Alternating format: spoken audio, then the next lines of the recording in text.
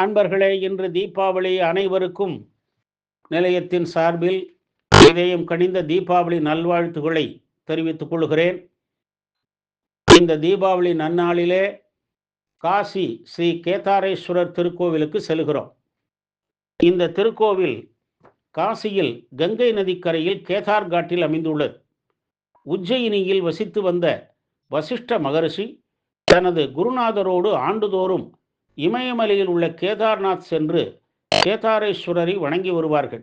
ஒருமுறை கேதார்நாத் செல்கையில் வசிஷ்டரின் குரு முக்தி அடைந்து விட்டார். 12 வயதான வசிஷ்டர் காசிக்கு சென்று குடியமர்ந்தார்.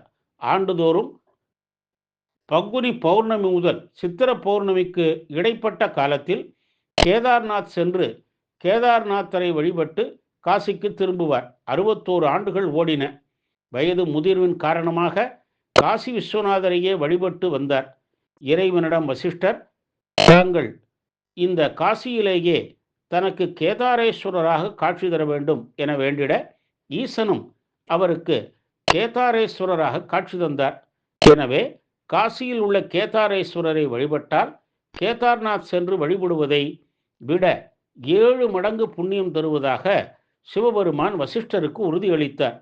இந்த செய்தி காசி காண்டத்தில் 77வது அத்தியாயத்தில் 46வது ஸ்லோகத்தில் கூறப்பட்டுள்ளது.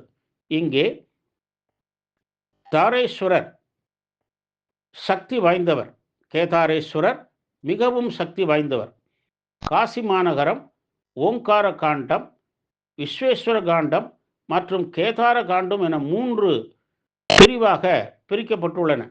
இங்கே கேதார் காட்டில் இறப்போருக்கு உடனடியாக முக்தி கிடைத்திடும் என்பது ஐதீகம். இந்த கோவில் மற்ற ஆலயங்களை விட மாறுபட்டு விளங்குகிறது. நதிக்கரை ஓரத்தில் அமைந்த சிறு குன்றின் மீது அமைந்த தென்னிந்திய கோயில் போல் அமைந்த அற்புத கோயில். கோவிலின் முன்புறம் கௌரி குண்டம் எனப்படும் குளம் உள்ளது. தமிழகத்தை சார்ந்த ஸ்ரீ குமாரசுவாமி மடத்தினால் இந்த கோவில் நிர்வாகம் செய்யப்படுகிறது. நுழைவாயிலை அடைந்ததும் சிவ சிவ என வாசத்துடன் திருநீற்றுப்பட்டையும் வரையப்பட்டுள்ளது. வெளிச்சுவர் மீது திருவாசியின் நடுவில் பார்வதி, விநாயகர், ரிஷபாரூடர், நந்தி, முருகன் சுதை சிற்பங்கள் உள்ளன. மண்டபத்தை கடந்து சென்றால் கருவறை வாயிலில் துவாரபாலகர்கள். கருவறையில் கேதாரேஸ்வரர் காட்சி தருகிறார். மூலவர் அருகில் நின்று நாம் தரிசிக்கலாம். கருவறையை அடுத்து முருகன், காலபைரவர், ராஜராஜேஸ்வரி, விநாயகர், கௌரி மாதா முதலிய சன்னதிகள் உள்ளன. வெளிச்சுற்றில் விநாயகர், மீனாட்சி, துர்க்கை, ராமநாதர், லக்ஷ்மி நாராயணர், அண்ணாமலையார் ஆகியோரை நாம் தரிசிக்கலாம். இந்த கோவிலிலிருந்து சூரிய உதயம், சூரிய அஸ்தமன காட்சிகளை நாம் கண்டுகளிக்கலாம். திங்கட்கிழமை, ஏகாதசி, பௌர்ணமி, பிரதோஷ நாட்களில் சிறப்பு வழிபாடு உண்டு. திங்கட்கிழமை கேதார் காட்டில் நீராடி வழிபடுவது மங்களம் சேர்க்கும். செவ்வாய்க்கிழமை வரும் அமாவாசை நாளில் இங்கு பித்திருக்காரியங்கள் செய்வது மிகவும் சிறப்பு. ஐப்பசி பௌர்ணமியில் அன்னாபிஷேகம் நடைபெறுகிறது. தினமும் 4 கால பூஜைகள் நடைபெறுகிறது.